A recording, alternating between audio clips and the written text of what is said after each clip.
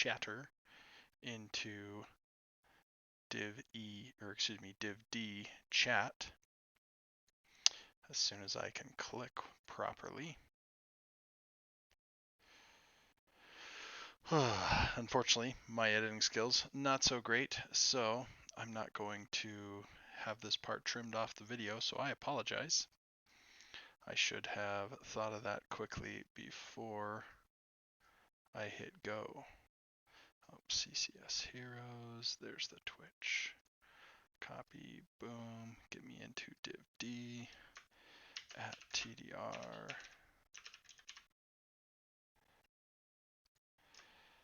At mom, which is great.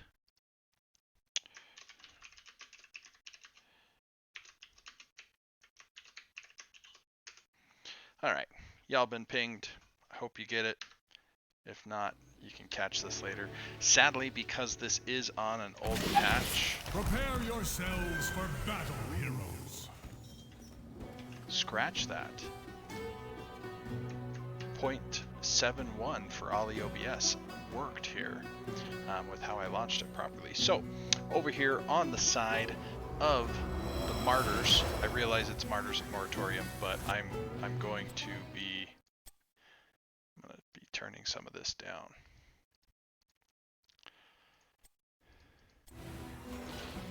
Okay.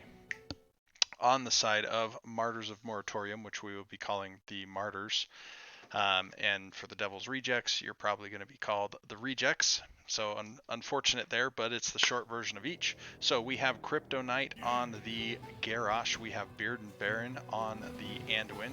King Andrew for Garrosh. Rift playing the Li Ming.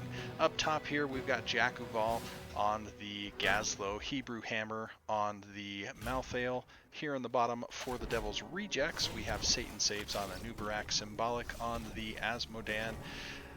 Lunatic on Stukov, and finally Soldier of God pinging away at that Rainer, pew pew pew away with that great futuristic machine gun. Alright, we had a big dive, toss in, I think Satan Saves goes down, he does. Is Garrosh going to make it out? He will. Lucky for him. Talents wise, I don't see anything too out of the ordinary. Big Game Hunter, very popular on this map.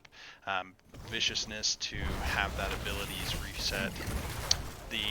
I like the body check. I'm interested to see how well that's used. It's a little more difficult to use against a Stukov, just because not all of their heals are super telegraphed. Big pick onto Soldier of God. Rainer goes down. I would like to see them very quickly get this camp. I want to see Garrosh zoning here in the bush. They are. Let's oop. I think that if we just throw someone away, that's probably the best bet for our blue side there. Oh, do we get a kill? Is one team going to get a kill? Everybody gets away. So blue side cap for the bottom camp. Going to zoom up here in the top lane. Everybody looks pretty healthy. I would say that looks like Gazlo's probably tapped, and not so sure on Malthael. Just so you know, kids, taps before 1 minute are basically free because the objective will spawn at 3 minutes. So don't feel afraid to go ahead and tap in there. Crypto picking up the experience here while his trio of teammates comes in here and rips the camp. They're going to have that pretty easily. I would have liked to have seen them hold this a bit to cap it, just because the objective is still 50 seconds away. I feel like with how early we capped the bottom one. Ooh, though with this, are we going to see an invade? We could see an invade. I don't think we're going to see the invade, but if we have the camp that early and we see Rainer with Exterminator peel off, we know he's coming to this camp, right? So if we run as a 4-man, maybe we see some excitement there. But it looks like the Devil's Rejects are going to get in their camp very well timed. The Martyrs are going to get in position, sniffing around for a Malthael. I don't know that they're going to get it. I don't love this camp take. Sorry, I'm looking too much at the mini-map and not moving the screen around. They forego the camp take.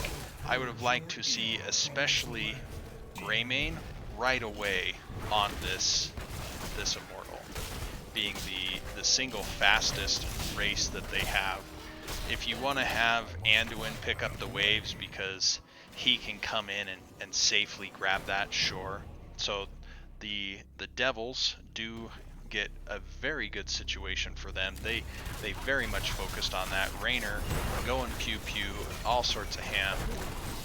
Garrosh is having trouble getting down in there, and the four-man of I should say the defensive four-man for the Devils are sacrificing themselves, but look how much Raynor got done. Raynor was able to finish that Immortal while his teammates sacrificed their lives to get the objective. So we see the objective go over to the Devils rejects. Congratulations, red side. Experience-wise, while we're waiting here, we can see a little bit of head start for the blue side.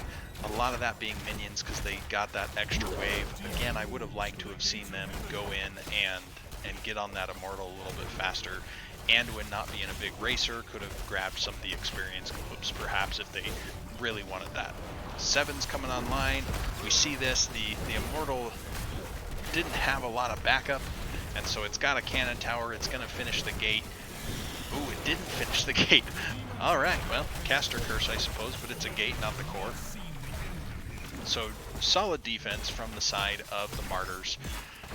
I would have liked to see for our red side of the Devil's Rejects to get here quickly to be able to support that. Yes, I know we had 2 people dead. I think it was a Nubarak and possibly Asmodan that had perished in that previous fight. I don't remember the deaths there. Let's see if we can find them. Oh, we had it for a second.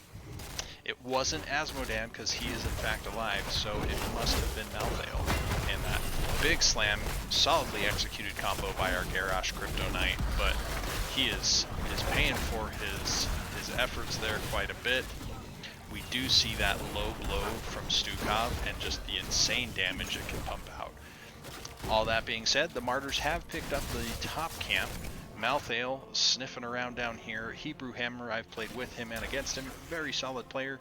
That being said, I've also played with Jakuval, who I think the world of. So lots of great players on these teams. I think that this is a fantastic match for those of you who don't know the score yet. We're in for some excitement. This one is from a couple weeks ago. I picked it up the next day, and then I got it backburnered, so shame on me for that, and we'll see how that comes in slightly negatively because of the load times on old replays. But Malthael gives this, being, I'm assuming, warned by his teammates of the impending doom. Lots of red pings. Get in the chopper, take out this Immortal, and Raynor, I like the positioning here where we have a Nubarak here zoning off, Raynor's here ready to escape and just hoping to slaughter the Immortal. Great pick, a Nubarak doing his job as the tank. Great pull by Anduin, and barely out by the skin of his teeth. Our Garrosh off to tap. There is a camp in the blue pushing in the bottom, or there is a blue camp pushing in the bottom, so that's big for them. They can buy some time, but they need to get on this Immortal. I don't like this 4-man rotate to clear. A single person can rotate and we can get in to clear this, because now the enemy Anubarak has respawned. Yes, we have our own ultimates on the blue side that come up, but they've got to get this race in. Greymane finally entering Worgen form, but I feel like it could have been that, you know, Heroes is a game of seconds, right? If ooh, big toss, big taunt, Gravo catching to the Explodium underneath that. This has got to be an Immortal for blue side for the Martyrs. That was a fantastic combo. Good job choosing to fight up 10s. Staggering the Asmodan's nice. I would like to have seen one person break off for this, because while yes, I had started to say Heroes is a game of seconds, it's also a game of structures, and we're going to lose this structure. Gazlo can't save it at this point. So if Gazlo had broken off, saved that structure while just Greymane raced, I feel like for our blue side that would have been stronger. Now they've got a fantastically strong Immortal coming down here, and I think that could lead to a great push. But I would have liked to have seen the save up here. Now for our red side, we knew that ultimates were online for the Martyrs, so I don't know why the Devils jumped in. Garrosh gets just destroyed by a Last Rites combo there.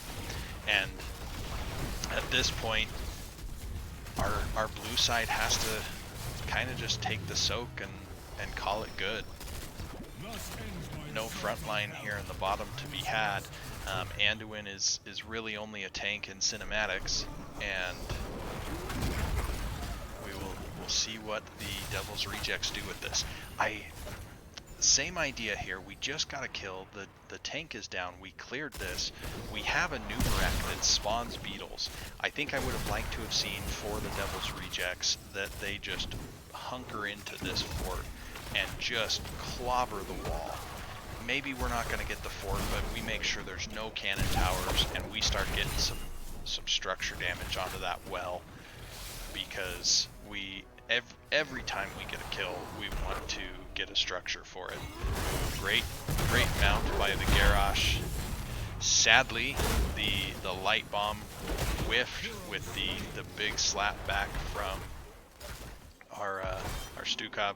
I didn't see the kill up here. We do have Last Rites on cooldown, however, and a new charge, so I've got to think that Gazlo became the second victim of Malthael becoming the Angel of Death.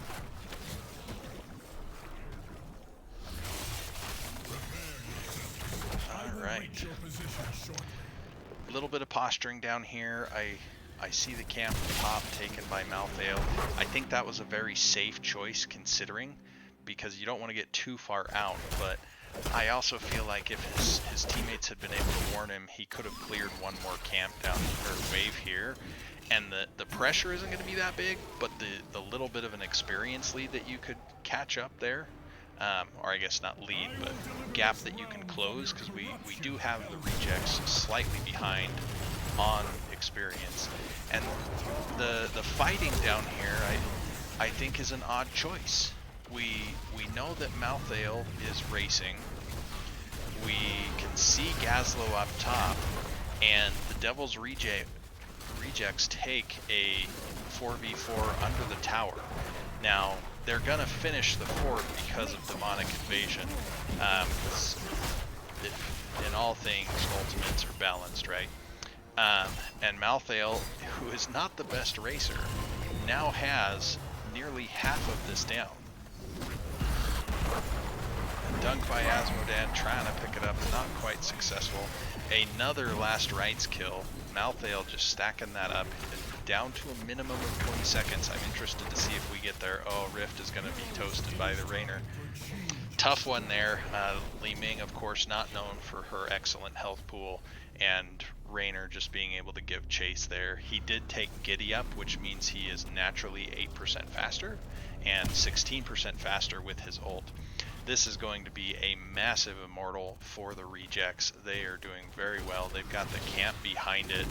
They're painting the map as red as they can, but with no forts on the side of the Martyrs and Moratorium, and now a full shield immortal, or nearly full shield immortal. I think there may have been just a couple hundred damage ripped off of that. We now have the members of the Devil's Rejects ready to siege here. Now, Malthael, let's see. Oh, he's Fear the Reaper. I don't love this. This is going to get cleaned up. I'd rather have a 5-man push when we're going towards a keep. So this is a moment for the members of Martyrs of Moratorium to try to take this fight where there are uneven numbers.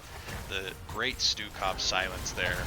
I think we wanted to be able to, to put our minds in the side of our blue team. We wanted to be able to engage just outside the gate or just beyond the immortal. Because what that would do for us is it would allow us to have the immortal will just keep walking, right? It's going to hit the structures. And sure, we don't want it to get free siege damage. We do want to be able to kill the team behind it. And then we turn and kill the immortal. Oh, Garrosh is dead again. The one thing I would change here, and I believe it's here on the 13 talent tier for Anduin, Anduin has the ability to heal somebody as he pulls them, which may be the only thing to actually save in the case of last rites. So fantastic aggression there. The Malthael did rotate up, helped with the kills, and the Immortal mopped things up. This win goes over to the Devil's Rejects. Let me pop open my overlay controller, click here, and boom, now it shows a win in the column of the Devil's Rejects. So to come here, I'm going to quickly review talents. We have a mix build from the Anubarak. I can't say that I love it on the part of Satan Saves. We either want to go Beetles at 1, Beetles at 7, or we don't go it on either. I think I would have rather seen Shield at 7. I always like Beetles at 13. 16s we didn't get to pick up. Rainer, this is the path I go as Rainer. Sometimes I switch the 7 because I like the adrenaline rush stuff. But Giddy Up, having that extra speed, I think was huge. We saw the Hyperion used to great use. Locust Swarm, I think definitely feeds into a Beetle build, to step back because I missed that one. Asmodan, very, very meta here, and then leaning into the All Shall Burn even more. The low blow, we saw some of the damage that created. One good spread to just keep up that mana, especially when you're constantly in that 4-man. Growing Infestation, not my favorite, but I can see the value, especially on those walls. The persistence with Lingering Spines can be huge in this case, so I think that they used it to very good usage. And then finally, Flailing Swipe, we saw that a few times. I guess not finally.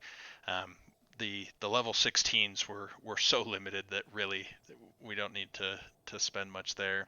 The Unstoppable, I think the post medallion meta taught people how strong it is to have an Unstoppable, so we see that one more and more. Last Rites was pretty vicious, and yeah, I think that he did pretty well in everything. Good job, Hebrew Hammer. Looking at our blue team, we do have Force Armor, giving us that extra mana regeneration. I think the Spell Armor, it would be extremely helpful, especially where we've got those Asmodan globes potentially coming. Resets on the Orb, Calamity. I'm not loving the Calamity here, just given the fact that we're racing, but if our race is going to be Greymane and Gazlowe, then I think having Calamity is just fine. Wave of Force for the resets, Cannoneer, trying to get that little bit more basic attack damage, which I think is a big deal.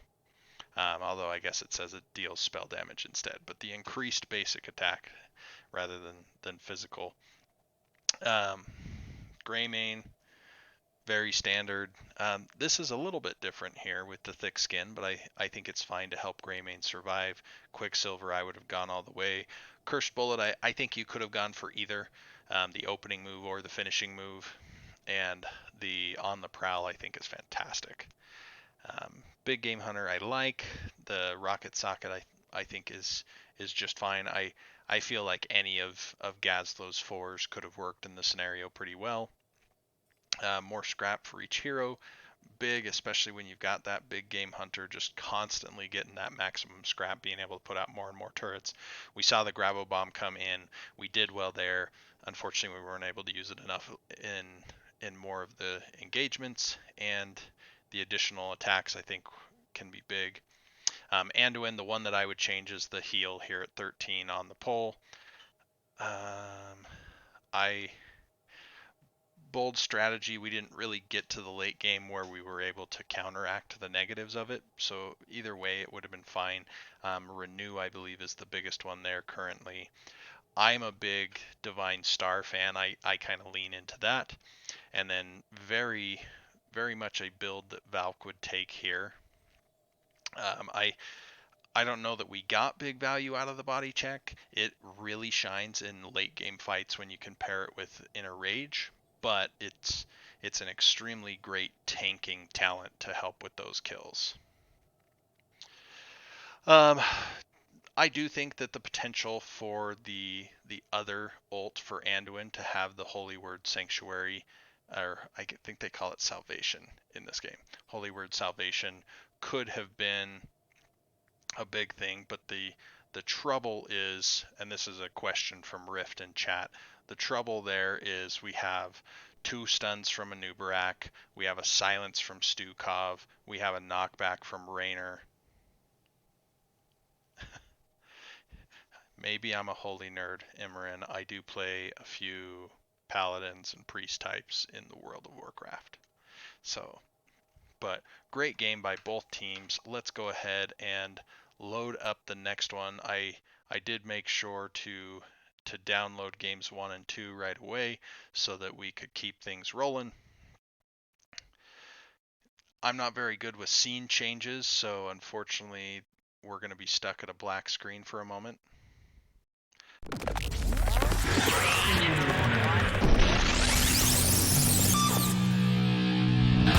I gotta get out of there. Sorry, I apparently did not download the new stuff.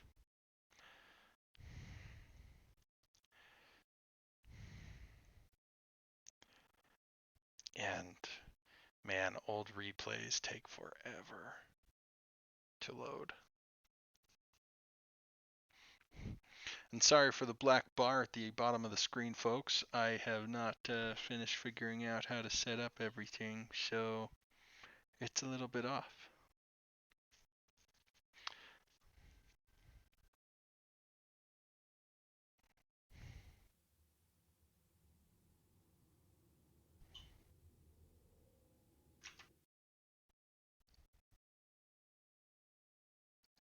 Come on, game.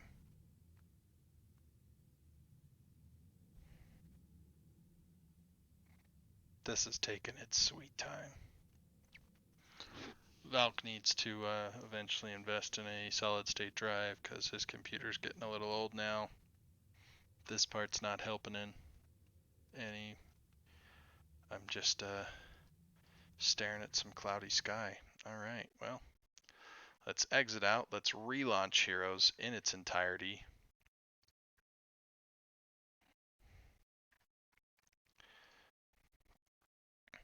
Yeah, where this replay is now 2 patches old, considering the hot fix that came in after the patch. It does not benefit from speediness in any way, shape, or form.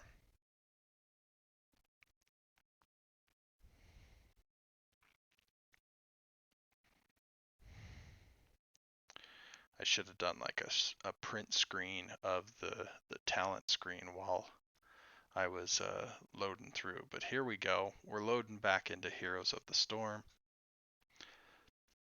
Of course, we're going to do this, and then it's going to take us out and go to the next Heroes of the Storm as we load into that replay. And where we had 10's first rift on the blue side, I think that it could have been difficult to take Holy Word, because then a Nubarak may have just taken Cocoon to have just one more interrupt even. Alright, our next match is Infernal Shrines.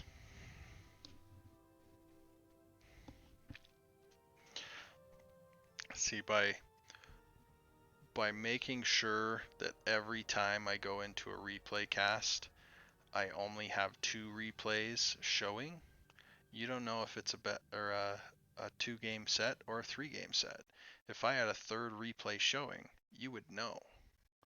So this way, I'm able to hide the results a little bit. Alright, preparing game data. We're getting there, surely but surely and slowly. Slowly but surely. Man, talking's tough. I don't know if anybody else has that problem, but talking's tough.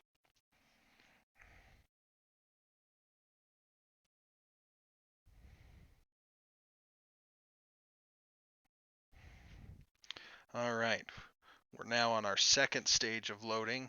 We could be in game at any moment, and we have no way of knowing exactly when that moment will be. There is a 3rd stage of loading. Aha! it's the loud stage of loading, because they don't allow you to have, down here in the corner, your settings pop up. Imagine if you could change your settings during the loading screen, and then they were already ready to go once you got in game. But right now we just have that big orchestral Gregorian style chant music going for us while we load into this. Prepare yourselves for battle, We heroes. don't have the upgraded replay here. Well, that's strange. I should have double checked something in the settings. But we are going to come here into sound and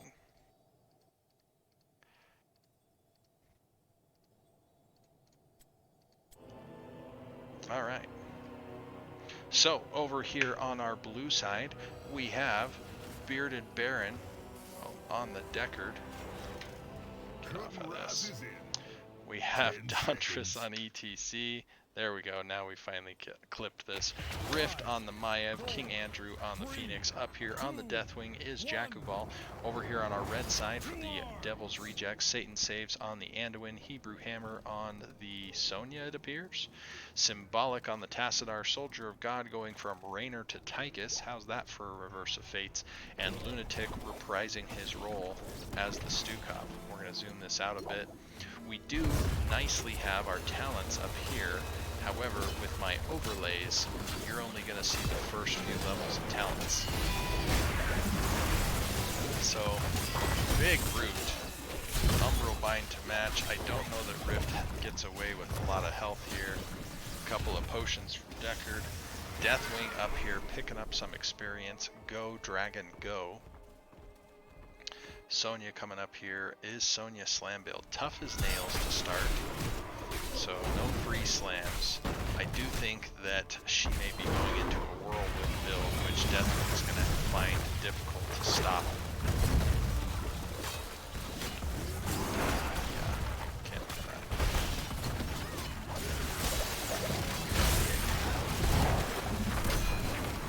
Yeah, the stats isn't so bad. I wish I could see the experience.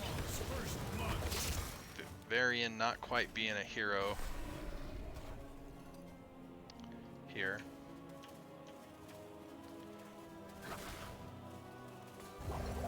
Yeah, I know blinds prevent the tether. I know that parry prevents things like stacks from Arthas's Frostmourn's Hungers. So I find that it's at least consistent that it also stacks or stops the Umbral Bind. So a little bit of an advantage experience-wise here for our blue team. Yes, they got the kill. There's not an easy way for me to show experience here because this is the not as optimized. I have taken a fair amount of damage. Tychus, unlucky for him, jumps back in with his dash into the Deckard route. So nice route by Bearded Baron there. And our blue team opting to go up here and get a rotational advantage. I would have liked to have seen them push that a little bit more in the bottom, whether that means we rip down a cannon tower or what. The camp I'm not terribly worried about. The experience up here that they gained is worth more than this camp. They might even make it back. Be decisive, slide in there, kill something. Yeah, we got past that. We boop them off. We brought him back on. Lunatic needs to die. Lunatic does die. So great aggression there on the part of our blue side. I feel like in both of our games so far, the Martyrs have taken an early lead. I'm interested to see if, similar to last game, we also get heroics on the side of the Martyrs first, and what that late game looks like. So, Frozen Punisher, I would like to see both teams get here and commit to this. An early game Frozen Punisher is the best case you can hope for. Because heroes haven't scaled as much at this point, having the Frozen to shut down structures can be the difference of getting an entire wall or getting an entire fort with this first objective. So right now, positioning The side of the Martyrs of Moratorium, I would have liked to have seen Deathwing in this bush here, and then our tank ETC in this bush here. Ooh, big root, big stuns. Sadly, ETC goes down. As far as our side of the Devil's Rejects positioning, because they were coming up from this bottom of the... I feel like the Martyrs of Moratorium are giving back some of their lead here. They are. Oh, they just need two. That was a big Maiev, whatever the cleave thing is called. Oh, she comes in there with the fan of knives and gets another one. Deathwing goes down, but trades for Sonya. Yeah, I feel like for the Devil's Rejects, by getting there late, they had a tough time. Ooh, this root could be big. Unfortunately, the Martyrs of Moratorium weren't there to pick it up. We want to support this Punisher more, and for the side of the Devil's Rejects, we want the other team to leave, and they have. So the Devil's Rejects are pumping into this. Martyrs of Moratorium do get the fort, or the fort wall. They're not going to get much on the fort. Tychus and Tacit are just going ham on this, opting instead to try to pick up this camp. The problem I see is this isn't terribly valuable. Yeah, the low blow, just very difficult to deal with. I think for my part, what I would have liked to see, so the camp is worth, I think right now the camp is worth somewhere in the realm of 250 to 300 experience. The wave, however, is worth somewhere in the realm of 500 experience. So I would have liked to have seen them get this wave, maybe get a cannon tower here, and even just take the safe play of trading camps. We already got the advantage of picking this up, and you can see now the members of the Devil's Rejects kind of doing that in reverse to Martyrs of Moratorium, where they got the wave and then they came up here and took a camp because they knew that we had ETC down. Or no, it was Maiev that fell in that case. And so they could be a little bit more aggressive. Here, if I'm the Devil's Rejects, what I would have liked to have seen is siege first, camp second.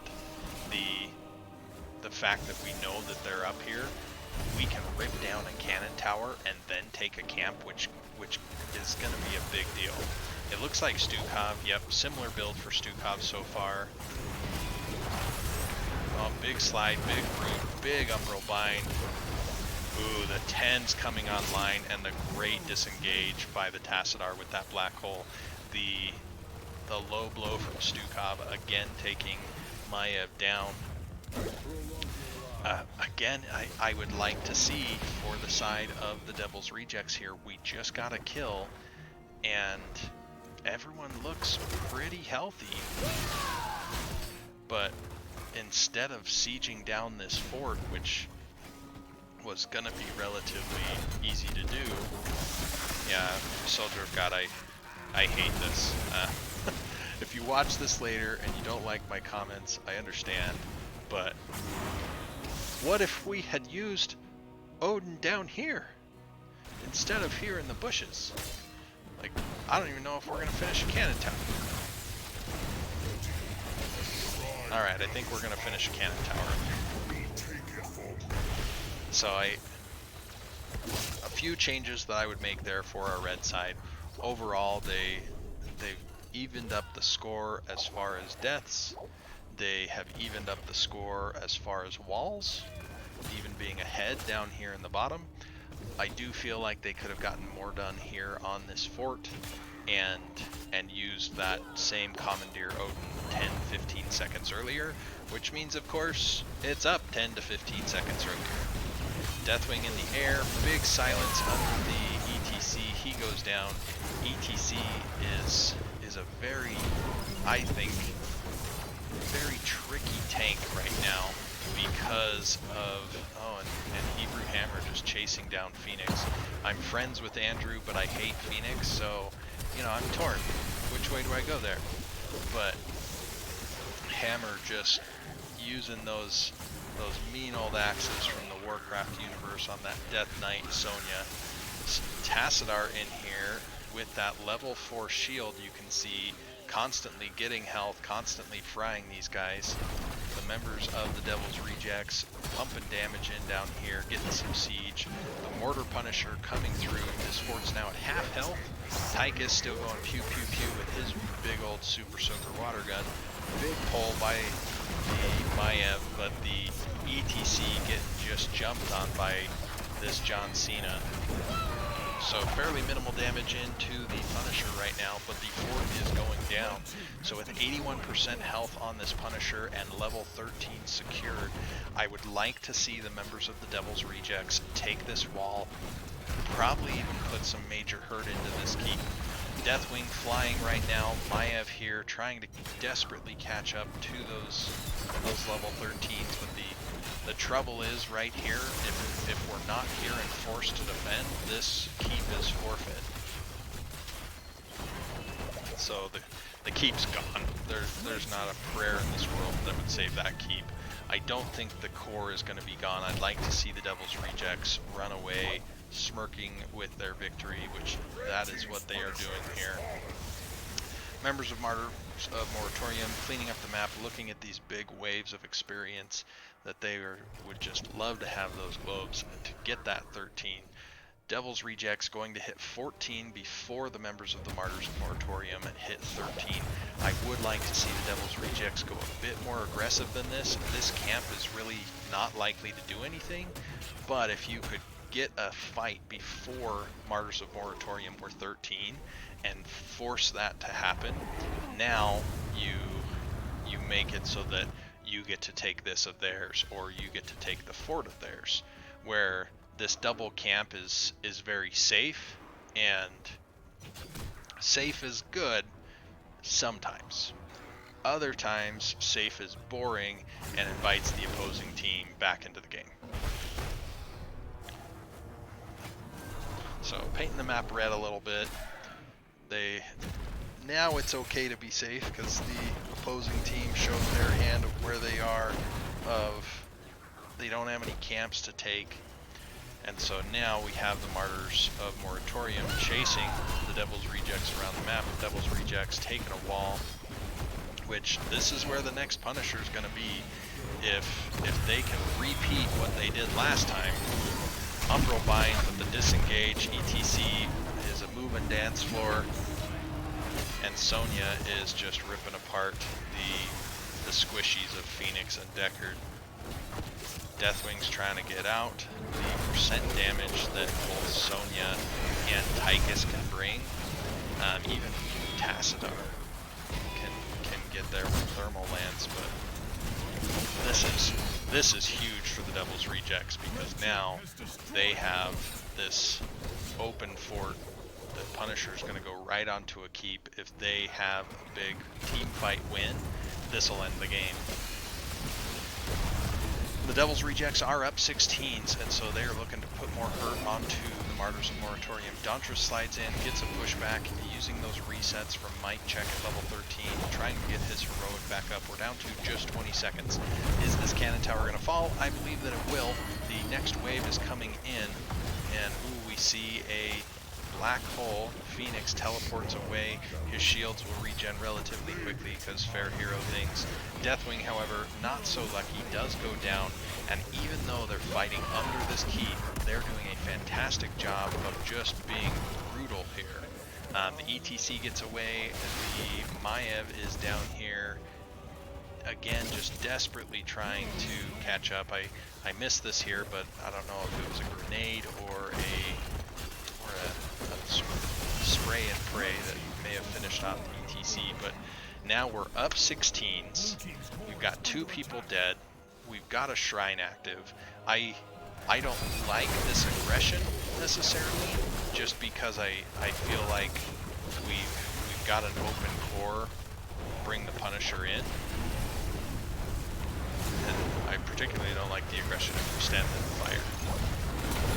So this could be big. 1 dead. Are we gonna get a second?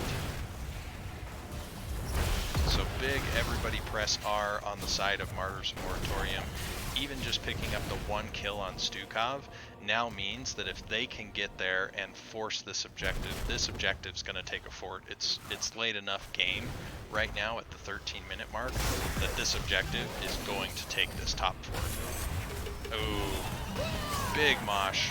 1 down, 2 down. Big stay a while. The problem is, what is that Sonya going to do? Deckard, if you're going against a Sonya for the love of all that is good and holy at level 13 or 16, take Herodric Staff, because Stunny Staff also stops Whirlwind, and you've got a Sonya that is being able to Whirlwind quite a bit. So right here, what I would like to see is we really only need limited numbers on the shrine. We see Soldier of God out here, and so for the blue team, I'm running after Tychus. Doesn't have to be everybody, probably just, you know that there's 3 people on the map, so you leave 1 up here, and you kind of clean as safe as you can in these other lanes, or you siege forward to make it so that your Punisher does as much as possible, but you don't let Tychus get anything for free.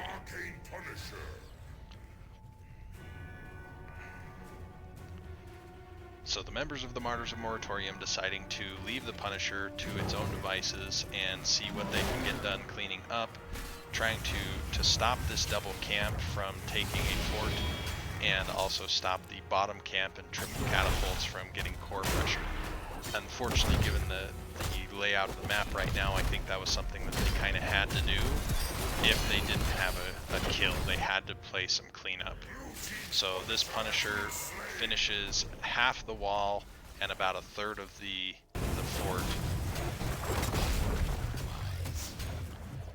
Ooh, this is bad news for the Martyrs of Moratorium. There are 5 red names charging in on this.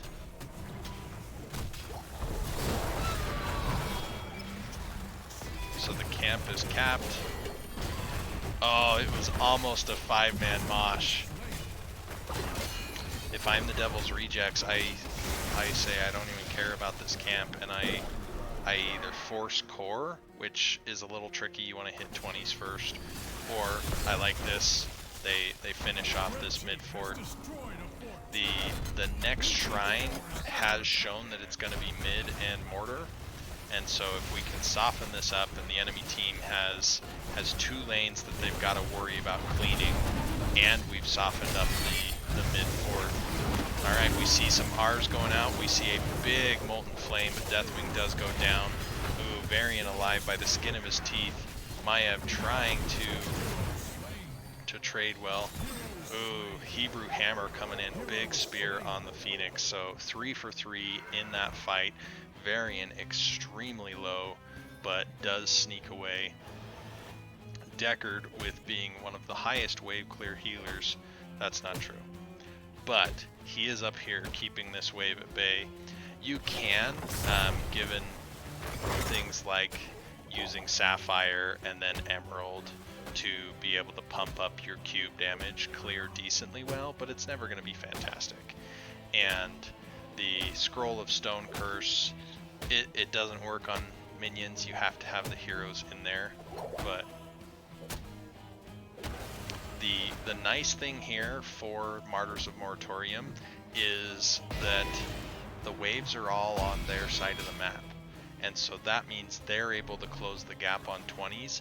This game looks heavily in favor of the Devil's Rejects, but late game fights can absolutely change the landscape of a game, and so being able to fight on even talent tiers means you can take those late game fights, and if you get a favorable turnout, now you rip down a structure, maybe even 2. So Varian engages, but ETC gets on out of dodge. If you're the members of Martyrs of Moratorium, I think that you still work on cleaning this lane, but at the end of the day, you cannot lose this shrine, and you've got a global presence with Deathwing. Have Deathwing clean up the catapults. The minions will even out, right? It's the catapults that are the scary part. So you clean up the catapults, and make it so that the minions just stay there, but you've got to take this fight. You've got to win this fight. And I would like to see Deathwing a little farther forward. Oh, no thermal lands from Tassadar in the face of a Deathwing. He's leaving all that percentage damage to Tychus. ETC hurting. He is death metal, so if he can get in there and have a very well executed death, that could be the difference of making or breaking a team fight. We've got ultimates ready. Oh, now we start seeing some come out. Dead Maiev, dead ETC. ETC does catch 3, it looks like.